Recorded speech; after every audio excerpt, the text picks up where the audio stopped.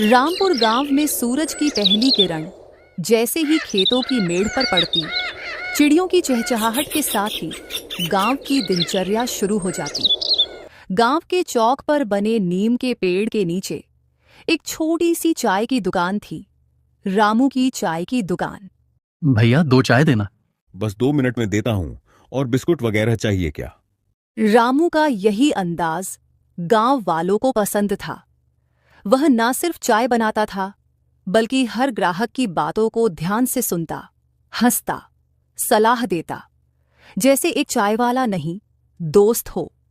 रामू की जिंदगी दुकान और उसकी पत्नी राधा के इर्द गिर्द घूमती थी, पर राधा के लिए रामू एक बोझ था। वह अपने रूप और यौवन पर गर्व करती और अक्सर रामू को नीचा दिखाती। राधा, एक गिलास पानी लाना। मैं कोई नौकरानी हूं क्या? खुद जाकर पी लो। रामू कभी कुछ नहीं कहता। वह जानता था कि राधा खुश नहीं है, लेकिन वह उसे खुश करने के लिए रोज मेहनत करता। एक दिन जब रामू दुकान पर था, मोहन उसके घर आया। मोहन राधा की पुराना आशिक था, जो अब शहर से लौटकर गांव आया था। उसकी चाल, बातें और नजरें किसी शरीफ आदमी की नहीं लगती थीं। आखिर तुम आ ही गए। तुम्हारी याद ही खींच लाई। तुम्हारे बिना जाना मुश्किल हो गया था, सो चला आया। धीरे धीरे दोनों का रिश्ता गहरा होता गया। वो राधा के कमरे में बैठकर बातें करते, हंसते, और राधा रामू की गैर मौजूदगी में मोहन को गोद में सुलाती। मैं अब और नहीं सह सकती। तुमसे एक पल भी दूर नहीं रह सकती। मुझे अब तुम्हारे साथ ही रहना है। तो रामू को हटाना होगा हमेशा के लिए, तभी हम दोनों एक हो सकते हैं। दोनों ने मिलकर योजना बनाई कि कैसे रामू को रास्ते से हटाया जाए, क्योंकि रामू को रास्ते से हटाए बिना राधा और मोहन एक नहीं हो सकते। अब राधा रामू को अपनी चिकनी चूपड़ी बातों में फंसा रही है, ताकि रामू राधा की बातों में आ जाए और मोहन का प्लान कामयाब हो जाए।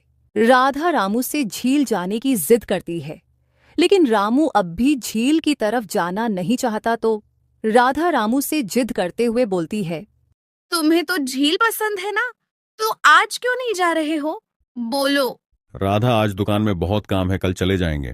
आज बहुत मन कर रहा है, चलो ना। रामू मान गया।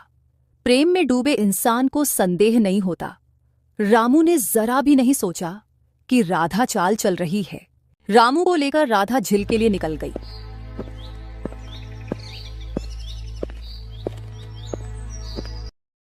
झील के पास पहुंचकर राधा ने रामू से कहा, मुझे इस झील का पानी चाहिए, तुम लाकर दोगे? हाँ हाँ राधा, क्यों नहीं, अभी लाकर देता हूँ।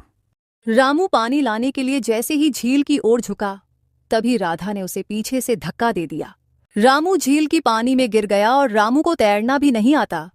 तो रामू ने बोला, बचाओ बचाओ, मुझे तैरना नहीं आता। राधा, मुझे बाहर निकालो। पर राधा चुप खड़ी थी और इधर रामू झील की पानी में डूबकर मर गया। रामू के गायब होने की खबर गांव में फैल गई, लेकिन कोई प्रमाण नहीं था। राधा ने रोने का नाटक किया और कुछ ही दिनों में मोहन उसके घर आ गया। अब कोई हमें अलग नहीं कर सकता।